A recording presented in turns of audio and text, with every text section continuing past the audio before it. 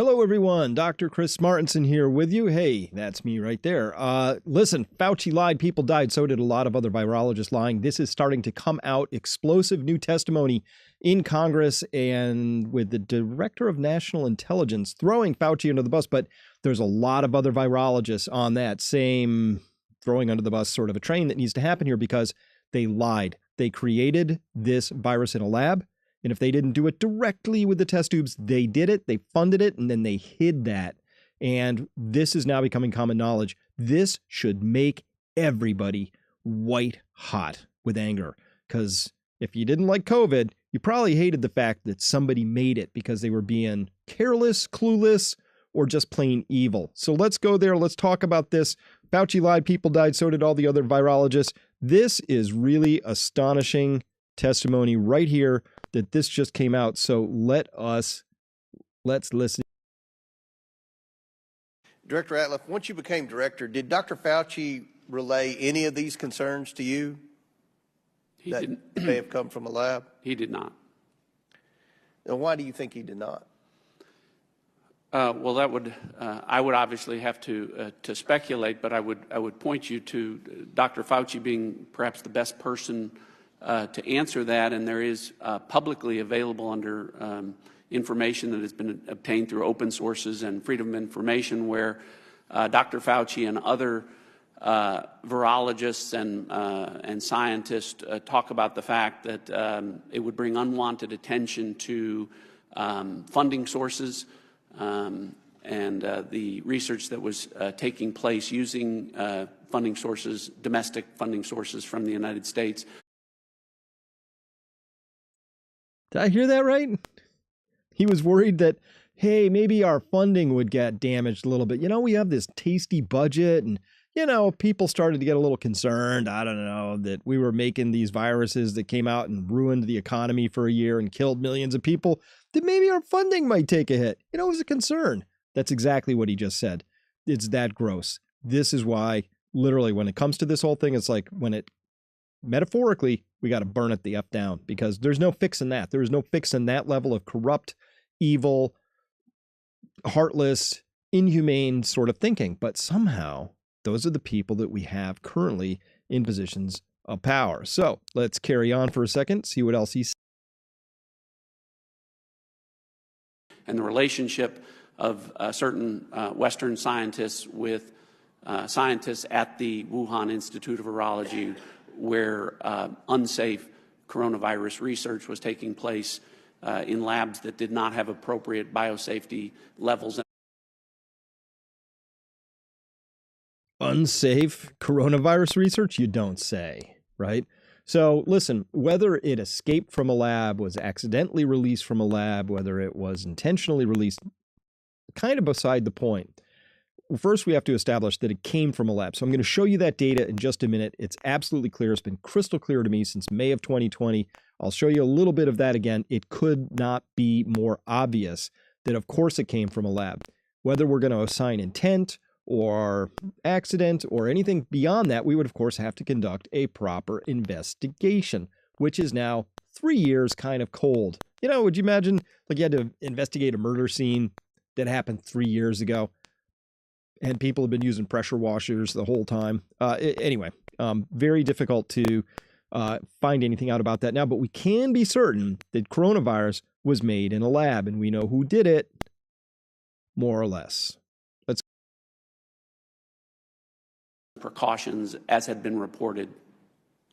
Oh, this is so bad. It just gets worse every day. These scientists flipped 180 degrees with no new evidence, produced a paper not based on facts, and then may have used that paper to brief the intelligence community and suppress the lab leak hypothesis.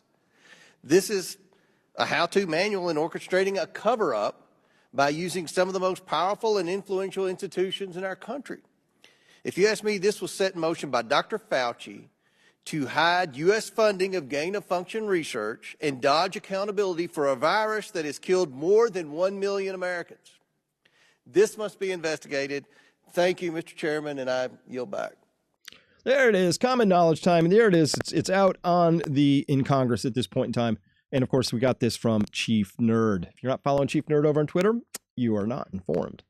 So this is incredible. Do you see what just happened here? We just found out that now some people have finally caught up to this idea of saying, this is a little implausible that this coronavirus, with all these funny pieces to it, with all these clear, obvious manipulations to it, that we can't find any single animal anywhere in nature that it might have come from, and it binds most tightly to human ACE2 receptors. And this particular virus seems to be really well tuned to humans more than any other animal species out there.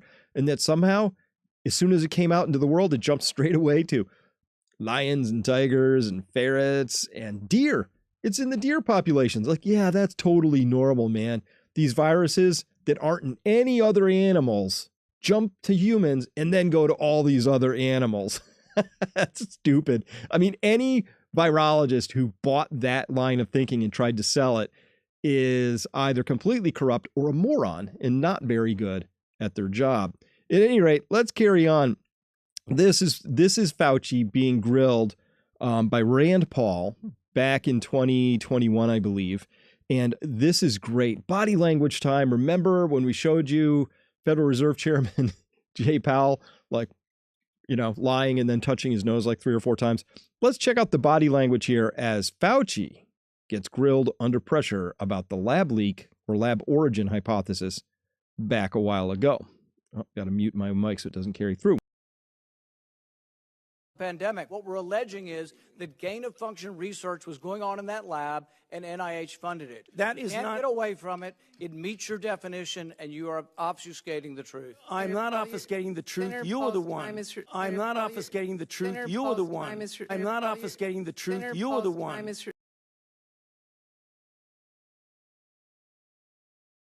You see the shaky hands there? Did you see that? Yeah. That's pretty impressive right there. Let me mute this one so we can just watch that again real quick. Look at his hands here.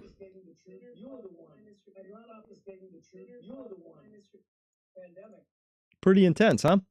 All right, so that's Fauci. He's obviously nervous. He's lying there. He's normally very calm and collected unless he's getting angry, because remember, the best defense is a good offense. He's Mr. Offensive in all sorts of ways. So we get that.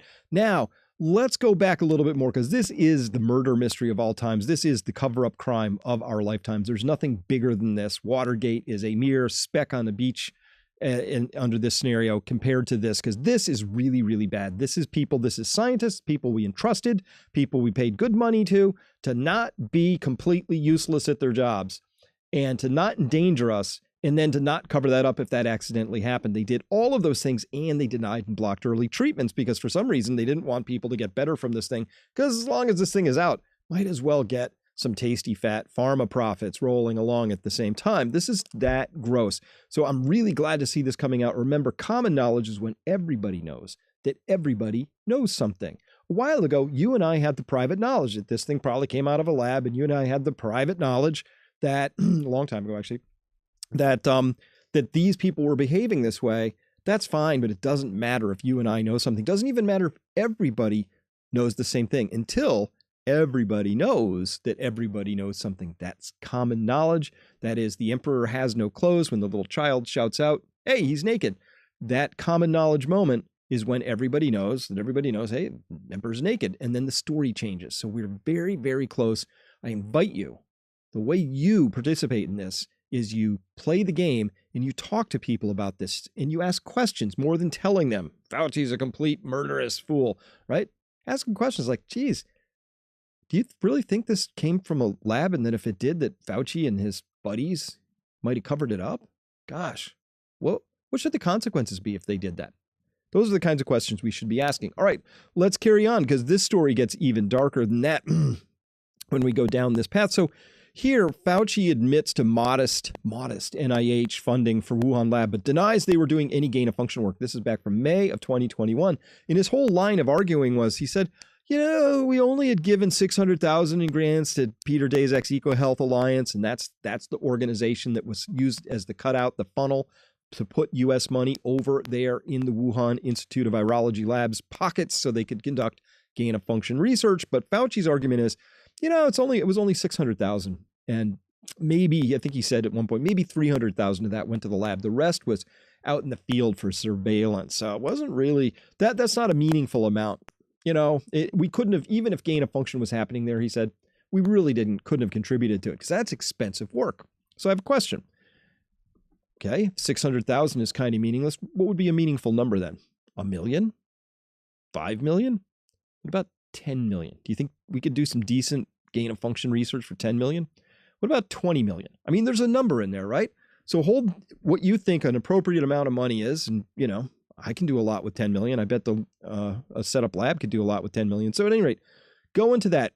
He said here, oh, we funded gain of function. Yeah, we funded gain of function, but it was very modest. You couldn't really do any research with that. So here's my question. Did Fauci know about the fact that the Defense Threat Reduction Agency, or DRTRA here, gave the EcoHealth Alliance just under $1 million in 2014, another $1 million in 2015, again in 2016, then $2.34 million in 2017, then $4.24 million in 2018, another $2.99 million in 2019, but a whopping $21.33 million in 2022. So you add that all up, we're talking $41.9 million since 2008 just from the DoD, but the EcoHealth Alliance, is funding who knows what with all that money, right? We should ask some questions. What were they doing with that? Let's forget about the 600,000 for a moment. What was going on with that 41.9 million? What exactly happened? Good questions. But wait, that's not all. USAID gave the EcoHealth Alliance even more. And when it's all added up, there are now reports out there that EcoHealth Alliance received $123 million in U.S. funding from the U.S. government to do whatever it is it's doing out there in the world. Now, not all of that went directed towards China. Some of that went to Africa, all this and that, but it's a lot of money. Who knows what they did with it? Now, here's the question. Did the NIAID, when Fauci's NIAID was inappropriately funding gain of function research, because that's what it was, did they also consider, he's like, oh, well, we weren't concerned because we didn't give up. We didn't give them enough. Well, were you considering that it wasn't just the 600,000 you were giving, that you look at the totality of the grant environment into which you were shoveling money? Because maybe that's important. Like, oh, you know what? I'm not really worried about it because I just gave this kid a firing pin to a gun. I mean, you can't do anything really with a firing pin. But I forget to notice that all the other people around him gave him a stock and a barrel and a trigger combo and some cartridges. Like, you kind of have to look at the whole picture of what's happening here, okay? So that's some questions that ought to be asked. Now, here's how we know what happened. Start here. So this is a whole bunch, this looks like gobbledygook. What this is, and let me just move this down. I'll move this over here. So I can move this way over here so you can see all of this stuff at once. Yeah. So this is these are all different types of coronaviruses down this big old list. And what we're looking at here is their genetic code. And this is the genetic code across the S1, S2 boundary right here, okay? So that's the spike protein, the S1, S2 boundary. Right in there, there's a little place, which is if the coronavirus doesn't have a protease cleavage site, in this case, a furin cleavage site. If it doesn't have one of those, it's kind of weak. In fact, it may not even be effective at infecting human cells at all.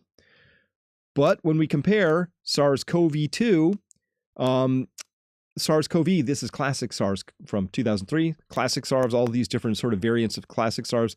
We see here that it's missing, they don't have a string of letters right here in this little box right here. But all of a sudden we see PRRA show up right here in SARS-CoV-2. But then all these other coronaviruses, it isn't in this one, it isn't in this one, it isn't in this one, it isn't in this one. In fact, it's in none of these, none of the other coronaviruses, and particularly those related most closely to this coronavirus. Don't have it. Somebody put it in there. That's what happened. And so I talked about this. This comes, I think I did this May 4th, right?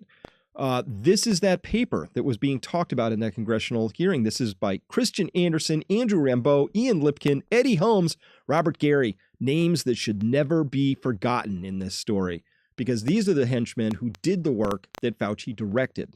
So it wasn't Fauci all by himself. He had a lot of help.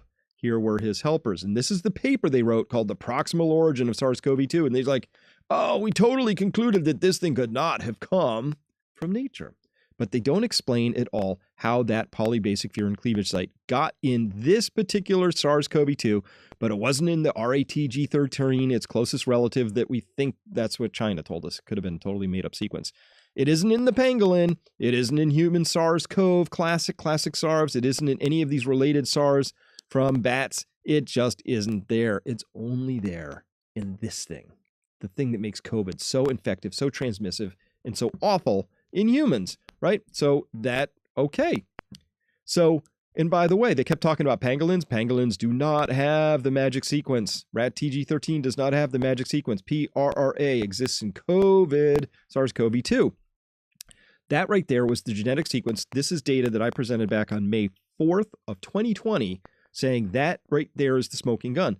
That's why I put there on this one, I headlined it and I said, hey, note to journalists, if you're going to ask a question, ask where did that polybasic furin PRRA cleavage site come from?